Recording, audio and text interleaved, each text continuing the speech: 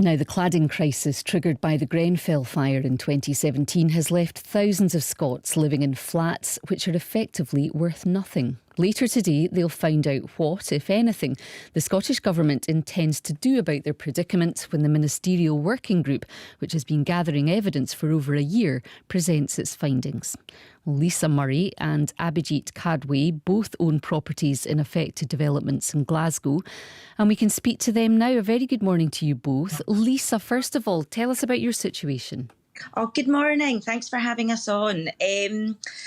Sadly, we found out maybe 18 months ago, we live city centre Glasgow, that we have combustible ACM in our lovely home. I've lived here for 10 years and actually sold within the building and repurchased 2 years ago. And it's then that we found that we had this zero value. It's been so stressful because we originally were told by Glasgow City Council that our building was safe. So really was such a shock to all of us, and having to live with it day in, day out. And we thought the government would help us, and we saw England getting money to help. And we're still waiting, sadly. And it's so stressful. People are having relationship breakups, they're going bankrupt within our properties, and obviously comes with antisocial behaviour. So we've been looking to the government to help us through this. I certainly have been contacting them for the last 18 months. So I really wait in anticipation for this report to come out, hopefully with good news for us all today. Yeah, well, we'll come back to that and what you'd like to hear in a moment. Abhijeet, just tell us about your situation. You've had to pay out thousands of pounds in service charges. What's your situation just now? Yeah, first of all, very good morning to you, Laura. And good morning to you. Thanks for being here. Really appreciate it. Yeah, so I kind of echo what Lisa just said there. Even I bought this property like 3 years ago, and this was like the best property. It's the best place in Finiston. You got all the amenities here. Very recently, just 2 years ago, we found out that our building also had the same kind of cladding that Grenfell had, which is category 3 ACM. So you didn't know that at all before you bought?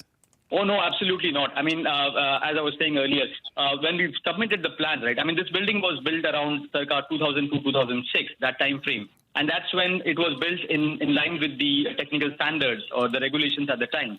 The plans that were submitted to the council, they never even, mentioned a word about cladding or, all of the flammable material, etc. So we bought these flats in good faith, thinking that, this is going to be a family home. I'll raise my kids here and, build a future for them. But contrary to that, I'm here now left with the thought of kind of selling this house because and when I'm trying to sell this house, I can't because the mortgage lenders have this strict criteria of meeting, certain guidelines that, you're building. There's this EWS form which you need to produce as a result of the survey. And that EWS form has certain categories. And our building, unfortunately, has the worst category, which is B2, which is like extreme fire risk. Mm-hmm. So, yeah, So you're effectively stuck living there. You couldn't move even if you wanted to at the moment. Absolutely. The flat's value has gone down to zero, really. There's nothing much we can do. I know of so many people who have lost their jobs, who have been laid off because of the pandemic, and they find themselves in this, precarious situations because of no fault of theirs, really. This is something that has been just brought on to them unnecessarily. And like in England, right? At least they have started doing the remediation work. Here in Scotland, we've been sitting on these funds for almost, more than a year now. It's 100 million that was, given out to the Scottish government. And as a result of the new funds that was announced like on the 10th of February, we are meant to get 350 million more. So I wonder what is happening to that fund and what's taking so long. It's not really rocket science. All you need to do is just allocate the funds to the buildings that need it the most. Which are at high risk of, fire, and just get the surveys done. Based on the surveys, you can actually, do the remediation works as well.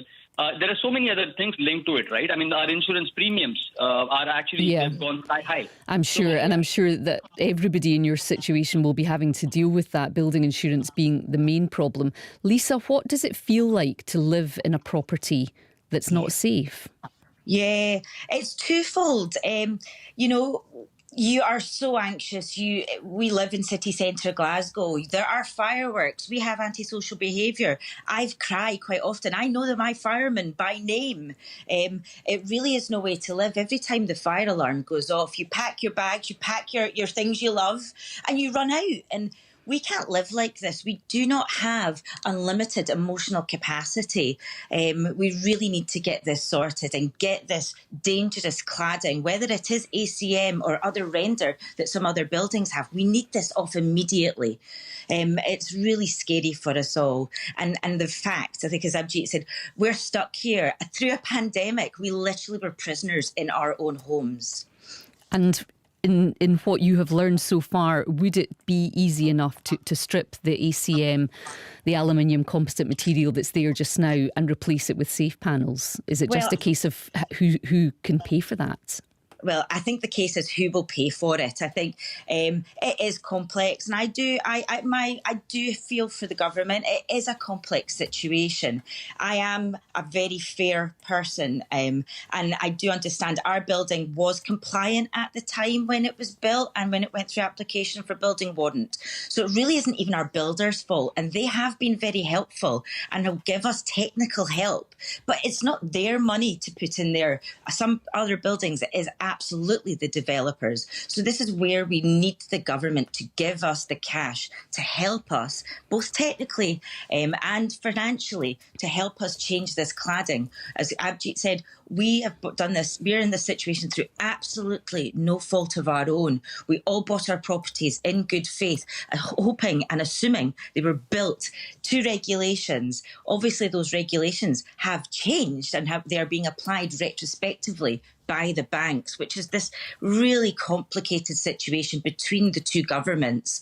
Obviously, Scotland doesn't have any hold over UK finance or the insurers, which are definitely fitted by Westminster. So, yeah, it's incredibly stressful. I wish I could click my fingers and fix it for everyone all over Scotland and the UK, but I know it's hard and it really takes its toll on us all emotionally. Yeah. Are you hoping you will hear what you hope to hear in this report later? Yeah, I do hope. I may have seen a little bit of the report before, and for me personally, it didn't say anything for remediation. It looks great for other items, potentially helping for EWS1 form. This is two problems within this. Obviously, there are the EWS1 forms and the ability to sell and remortgage. This is serious for everyone, and that needs to be helped. But also with the ACM cladding, we need that removed off of our buildings as quickly as possible. It should have been done years ago. Sadly, Grenfell was 4 years ago where 72 people sadly perished. And we are still sitting here with this on our building, knowing that it's there. If I could rip it off today, I would, absolutely. But I need help desperately. Well, Lisa Murray, thank you so much for speaking to us and telling us your story this morning. Also you as well, Abhijeet Kadwi,